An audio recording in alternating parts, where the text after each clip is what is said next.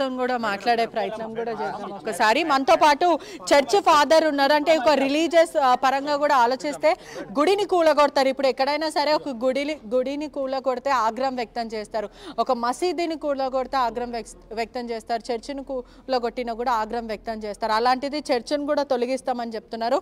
Church pastor మనతో పాటు ఉన్నారు. ఏం చెప్పారు అధికారులు? ఏం చెప్పలేదు మేడం, మాకైతే అందరితో పాటు మున్సిపల్ వాళ్ళు వచ్చి ఇక్కడంతా చూసి సర్వే చేసుకొని వెళ్ళారు. అసలు ఏం చేస్తారు అనేది మాకు ఇంతవరకు ఎవరికి ఏం తెలియదు. అసలు డబుల్ బెడ్రూమ్ అనేది పేపర్లో చూడడము టీవీలో చూడడమే కానీ మాకు ఎవరికి ఏం తెలియదు. ఇక్కడ ఉన్న వాళ్ళు ఎవరు కూడా అక్రమ నిర్మాణాలు చేసుకోలేదు. మేము ఎవరే గవర్నమెంట్ ల్యాండ్స్ ఆక్రమించుకోలేదు. ఇవన్నీ టోటల్గా మేము రిజిస్టర్డ్ ల్యాండ్స్ తర్వాత నోటరీ చేయించుకున్నాము. పట్టాదారుల దగ్గర నుంచి ప్రతి రూపాయి పెట్టి మేము కొనుక్కున్నాము. నేను కూడా చర్చి కూడా మేము డబ్బులు పెట్టి కొనుక్కున్నాము, రిజిస్ట్రేషన్ చేయించుకున్నాము. తర్వాత దీనికి ఇప్పుడు కూల్చేస్తానంటే తీసుకెళ్ళి ఎక్కడో మరి 50 కిలోమీటర్ల అవతల ఏదైనా మాకు ఇల్లు డబుల్ బెడ్రూమ్లు కానీ ఇంకేదో ఇస్తానంటే కూడా చాలా కష్టము.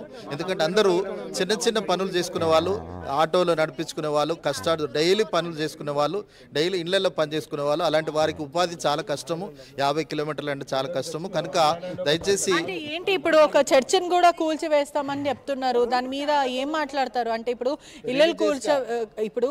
ఇళ్ళలు కూల్చివేస్తా అంటున్నారు, అవును, కానీ ఒక కమ్యూనిటీకి అంటే సంబంధించినది కదా. అసలు ఏమంటున్నారు అంటే క్రిస్టియన్స్ అందరు కూడా ఆగ్రహం వ్యక్తం చేస్తున్నారు అని కూడా తెలుస్తుంది, మనోభావాలు దెబ్బతింటున్నాయి ఈ భక్తులదని కూడా తెలుస్తుంది. ఏం చెప్తారు? ఒక హిందూ గుడి కానీ ముస్లిం మసీద్ కానీ చర్చి కానీ కూల్చొద్దు.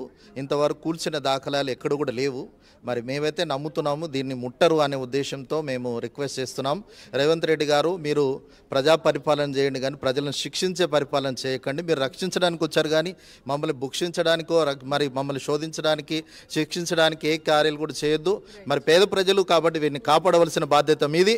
నిజమైన ముఖ్యమంత్రిగా, మంచి ముఖ్యమంత్రిగా వైఎస్ రాజశేఖర రెడ్డి గారు ఉన్నారు, మరి కేసీఆర్ గారు ఉన్నారు. ఆ రీతిగా మీరు కూడా మంచి పేరు తెచ్చుకోవాలని మేము రిక్వెస్ట్ చేస్తున్నాం. Thank you.